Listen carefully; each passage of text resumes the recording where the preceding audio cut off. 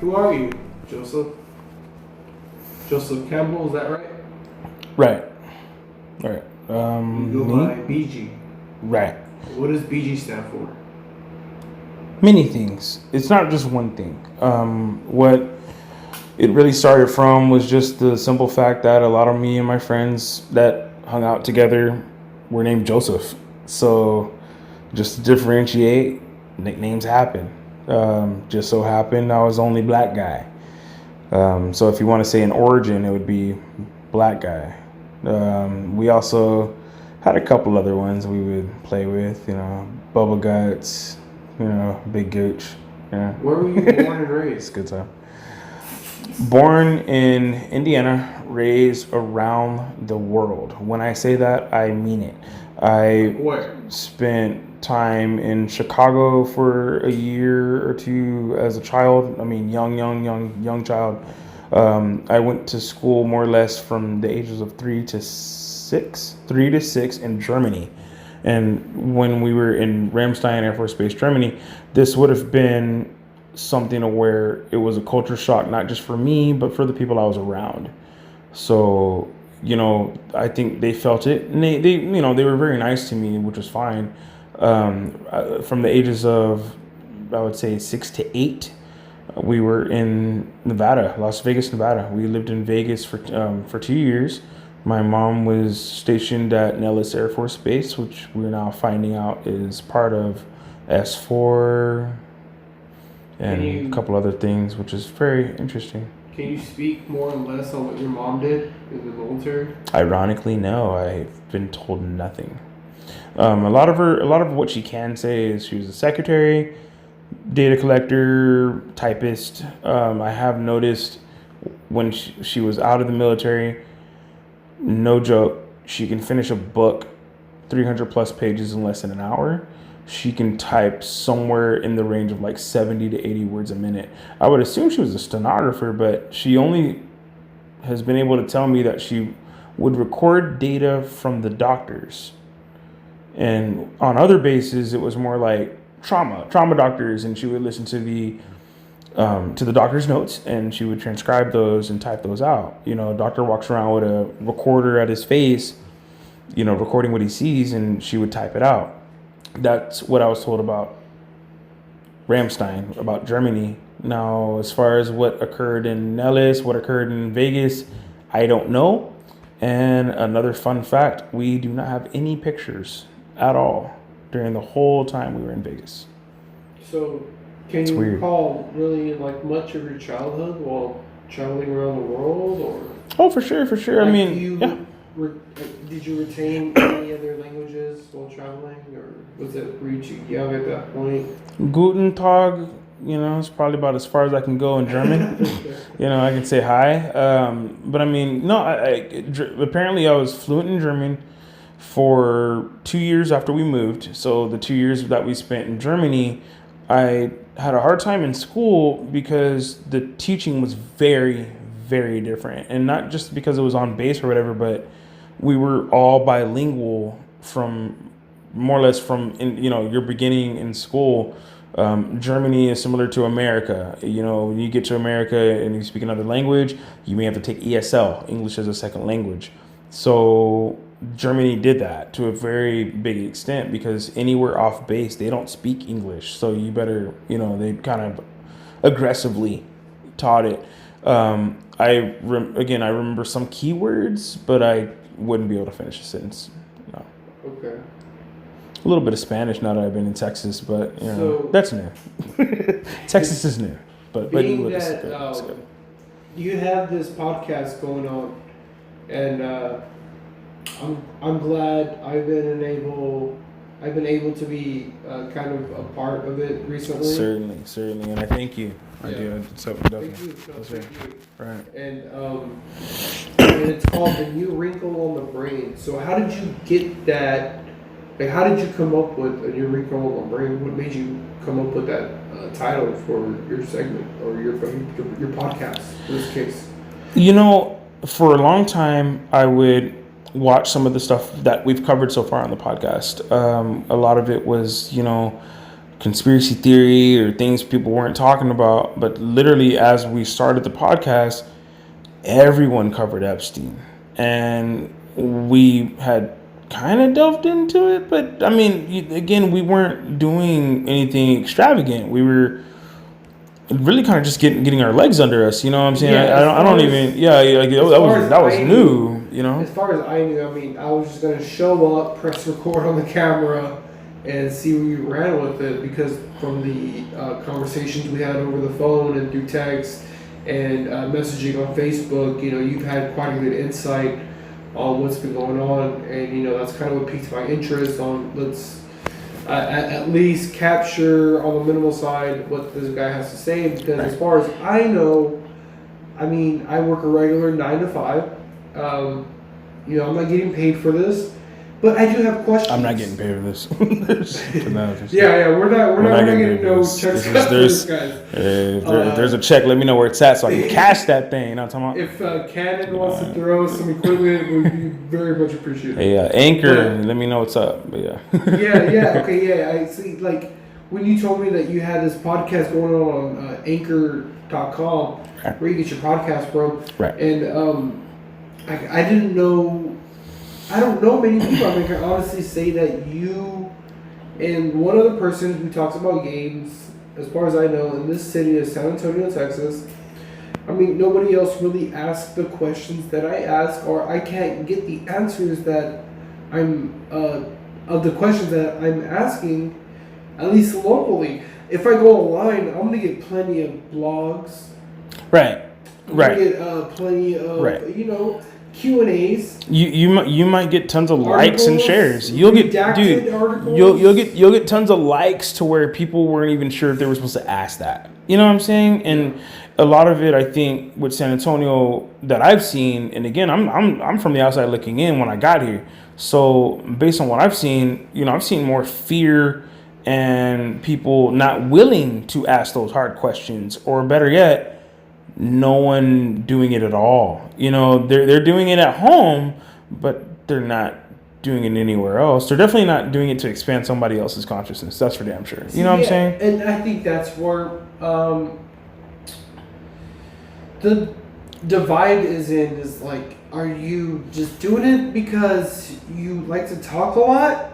You have a mouthpiece on you. You have a very expanded mind and thought process on how things work and what's going on right now, and some things that might affect you personally, or do you honestly go and deep dive on your off time into what's going on? Because you know everybody out here has that question. Right.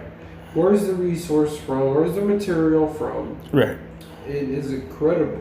Right.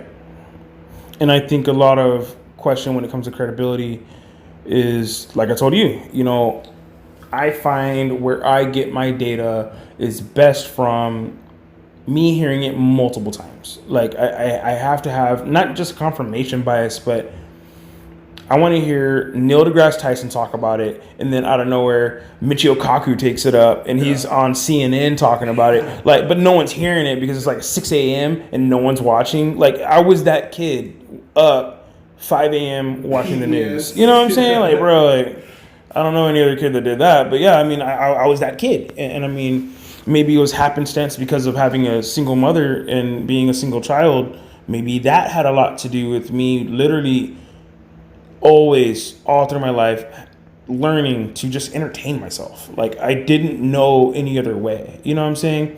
Ask the questions, and it'll kind of take you on exploration of yourself. Right. And I did that with music first. You know, I love music. I'm a musician. I'm a drummer. And how long have you been playing the drums? This is going to get good. So, 16 years? Hold on. Let's be real. Don't break your head, man. I was 10. I'm 33. So 23 years. Wow. 23 years. I first got behind a kit in church, 10 years old, here in San Antonio, Texas, one of the few black Baptist churches in town. And not only would we have revivals and things, but I mean, we would play easy 2-3 hour sets. Easy. And I was 10. So being that you came from that background of a religion and Right. music was a huge influence in your life, Right. and I'm sure that music and religion at both the same time at one point played a big, huge part in your life because Dude, for you couldn't sure, wait for to sure. go to Sunday, go Right. play with the guys, Right, whatever. right. Even So Tuesday going to choir practice, Wednesday going to Bible reads, Thursday going to, whatever revival or event that seems to be happening at the church. We were very much so So in being that for sure, with 100%. all that being said, like how did you divulge from being raised as that kid from that was your household name was Christianity, Right. whatever, Right. and to being you now, Where we are now. Right? how did that on happen? the brain about simulation of life, Right, huh? data rights, the child and molestation rings. Like how did you go from wanting to just live that life? Like what what was your pivotal moment in life that made you turn from that to what you do now? I think I still remember the date. August. It was August of. Maybe I don't remember the number date, but it was a Sunday in August. This would have been 98. Before, I know it was before 9/11. I'll tell you that, but it was maybe 1998, and I remember going to church early. We were always first ones in, last ones out. That was me and my mom's motto. With her being from the military, being early was normal for me. So, getting up at 5, 6 wasn't an issue. But once we got to church and started to hear, it wasn't even like a new pastor or anything. Like, I guess it was just new doctrine. All the pastors were supposed to start pitching, but even my mom said it. She's like, I'm not a Bible scholar. And we got in the car that day and she's like, baby, what you just saw, I can't explain it. And I was asking a lot of questions. I was like, why was the lady who jumped on the floor, and having these outbursts during our playing when I'm playing? Because I'm seeing it from the stage. So I don't know if anyone else has seen a black church, but you may have something flamboyant happen. You may have, the old lady take off the hat and, and because she feels the Holy Ghost, and I saw it from behind the scenes. So I see the old ladies almost fight for who's going to be the one that goes off this weekend. I would see the communication between the pastor and someone who's new to the congregation, if you will, and him taking them to the side and literally coaching them. Hey, next week, I know you guys said you're new this week, but hey, if you don't mind, can you do it again next week? Because it draws more people, and it's for the Lord. It's for the Lord, and we'll make sure that you get, you'll be handsomely return eternal greatness, through the Holy Ghost. I mean, like they would. I feel like I'm mocking it in a way, but no, I mean, seriously, I would watch the indoctrination happen from behind the scenes. That's when it got weird. And when I saw my choir director be fired because it just so turned out he was gay, that was one of the moments I was like, okay, look, I'm young. They're gonna do something weird. There's too much going on. This is weird. And my mom felt it. I felt it. And I think we had a long talk one Sunday, that Sunday when I saw the ladies kind of fight over, I'm going to get touched by the Lord today. And I mean, you see it. Like when you see it, you're thinking, hey, this is all real, and the book has power, and because the pastor said these words, those powers moved someone to. But I mean, it's structure. I haven't talked about this on camera before, but the entertainment portion also is very much so structured, especially in what's the word?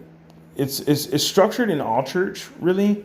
What I've noticed the most is the writing is the same. The basic ideas of the songs are the same because a lot of it comes from Psalms. Everything is written off of Psalms. If you've ever gone to a Episcopalian or Methodist church, they use hymnals, the hymnal books, and they'll have the notation for the writing of the song, and it'll also have the words below the notation. So it always shows you what the note is.